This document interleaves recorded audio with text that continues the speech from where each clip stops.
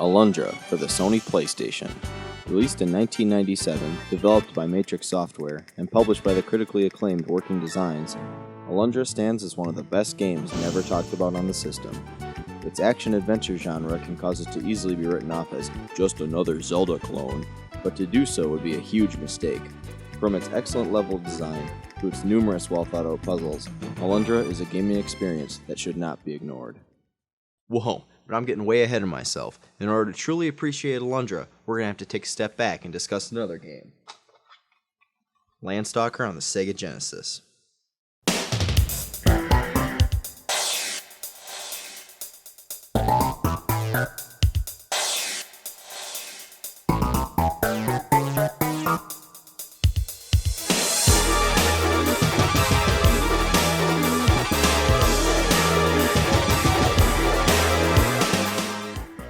Released 5 years earlier and developed by Climax Entertainment, LandStalker is an isometric action-adventure game where you control Nigel, an elvish treasure hunter, who at the game's intro just successfully obtained a priceless artifact, the Statue of Jipta. After returning to a nearby port city to sell his bounty, he runs into a wood nymph named Friday.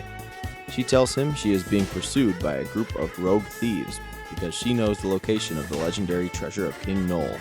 Obviously interested in the information she has to offer, Nigel assists Friday, and after escaping the thieves, they set off on their search for the legendary treasure. And that's about it for story. There are a few minor story arcs here and there, but for the majority of the game, you're just going to be exploring towns, fighting through dungeons, and trying to get your hands on those fat stacks.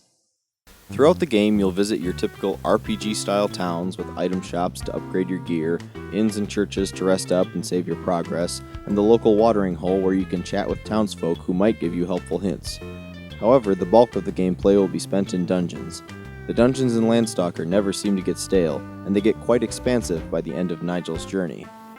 Every dungeon has a slew of puzzles that will require both wit and a great deal of fancy footwork to overcome.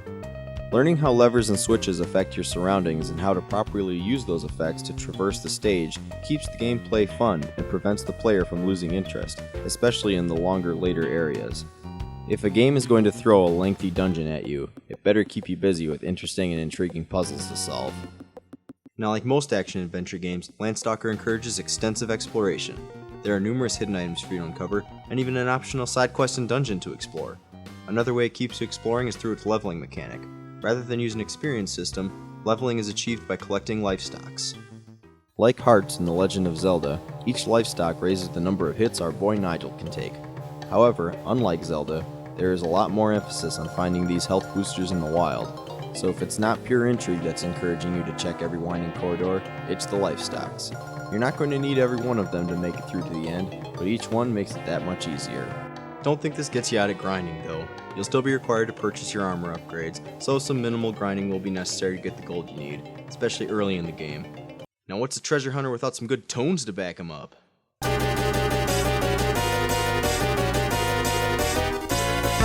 LandStalker's soundtrack does so much right. Whether you're exploring a dark sea cave after traveling miles on the ocean, or perusing a merchant's wares in a friendly jungle town, the music always feels appropriate to the situation, especially the moments leading up to the final battle. Although it's far from the best soundtrack on the Sega Genesis, I'd be lying if I said this never got its place on one of my playlists.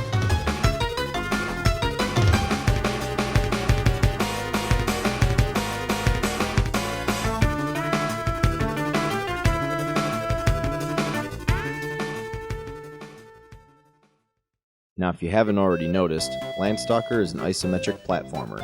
An isometric platformer takes the typical top-down perspective seen in most early action-adventure games and turns the playing field 45 degrees, causing your up, down, left, and right directions to instead correspond to the four corners of the screen. This design choice allows programmers to create a pseudo-three-dimensional environment and give the player a sense of depth. Isometric graphics came about in the early 80s and was an excellent way of making two-dimensional graphics appear and play as if they were in 3 dimensions. However, if this geometric shift isn't properly implemented, the quality of the gameplay can be greatly affected. In any 3-dimensional platformer, it's incredibly important for the game to do all it can to define where things are in the environment relative to the player. This may sound obvious, but when it comes to isometric design, this can be difficult to pull off. There are a number of graphical methods such as placing shadows underneath sprites or platforms, like in the Genesis game Light Crusader, or more creatively by visually contrasting parts of the environment either with varying art styles or by simply using color, such as in Solstice for the NES. An isometric design works well for these games because the graphics were designed to allow the player numerous ways to determine their position on screen. However, in LandStalker we weren't so lucky. Sprites always seem to blend in with the environment, there are no shadows to indicate where Nigel is when in midair, and the color of obstacles and platforms rarely contrast each other. In this particular instance, I approach the obstacle, stop, and assess the situation. Initially, it appears that the platform I need to jump to is at the same level as the platform I'm on, and a wall following the northwest edge of that platform. The spiked ball appears to be moving on and off a platform located at the top of the northwest wall, approximately 2 character widths from the northeast edge of the platform I'm jumping to. After making my assessment, I jump, landing on the edge of the platform, and to my surprise, I'm pushed off by the large spiked ball. It takes me a good 2 minutes to return to where I was so I can reassess the jump and try again. On my second attempt, I try to clear the area that the large spiked ball occupies, only to find out that the furthest northwest platform is actually at the same level as the one I've been jumping to, and there is a space between them, which I fall into, sending me back on the same 2-minute trek back to the jumping point. Now this is simply maddening. Almost every jump is a leap of faith. The spiked ball's position especially isn't immediately discernible. Is it bouncing up and down above this platform here? Or is it hugging the wall between these platforms? In this case, I thankfully guessed correctly, but the confusion could have easily been alleviated with simple shadow placement. Now there are typically 2 things that go into making a good action-adventure game: exploration and combat. So, does LandStalker deliver when it comes to combat? Well, not exactly.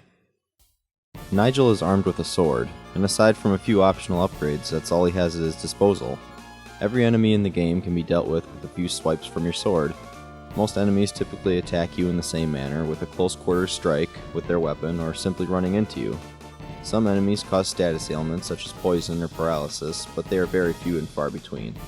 Since the combat mechanics are so simple, the game varies the difficulty one of 2 ways.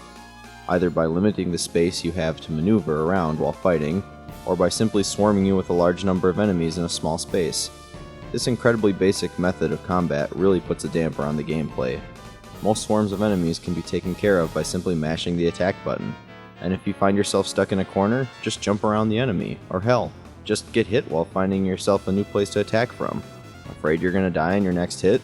The game's healing herbs, known in this game as Eek-Eeks, are used automatically upon death, so that takes item management out of the picture. Pair all of this with some questionable hit detection at times, and it makes for incredibly boring and monotonous combat, which always feels like a chore. And the bosses are no exception. Look at this boss fight here, for instance. Watch how I simply wail on him without taking any damage. This boss is a little more interesting with his fireball projectiles, but yet again, all I have to do is catch up with him and hit him with my sword. Even the final boss can be handled in less than 2 minutes with a few attacks while jumping. There are a few items that can be used in combat, such as a golden statue which powers up your sword, and the statue of Gaia which clears the screen of enemies, but with the enemies being such pushovers, I never found these necessary. I mentioned before that LandStalker's dungeons do a great job at keeping the player interested by introducing new puzzles and obstacles to overcome, but unfortunately this enjoyment is almost completely masked by the oversimplified combat and unreasonably difficult platforming. Even exploring and finding hidden items almost isn't worth it, because it usually requires you to traverse long and frustrating platforming sections only to reward you with an item that either increases your life stock or makes your sword stronger. These are helpful items, don't get me wrong, but with such simple combat, collecting all of these is far from essential. Overall, LandStalker turns out to be a game that worked on paper, but was unfortunately plagued by bad design. I found that I'm in the minority on this, and in a way I can understand why. Back in the early days of the Genesis, and even later in the system's life, there weren't a whole lot of games like this released for the system. At the time of its release, Genesis owners were looking for a Zelda equivalent for their competing console, and LandStalker was it. Now, if you're a fan of LandStalker and you feel like I was a little too harsh on the game, check out Crusader of Senti or Beyond Oasis. They are much better action-adventure games on the system. Now, I thought we were going to talk about Alundra. why did we have to start off the review talking about LandStalker? Well, a few members of Climax Entertainment, the developers responsible for LandStalker, along with Ohore Kosuke, founded the company Matrix Software. Quoted from Kosuke's business profile, he states that he started the company to bring people serious gaming content. The company formed in 1994, and after a long 3 years of development, they finally released, you guessed it, Alundra. But I think this has been enough for one review, so I hope to see you back for part 2 when we talk about one of the PlayStation's most underrated gems.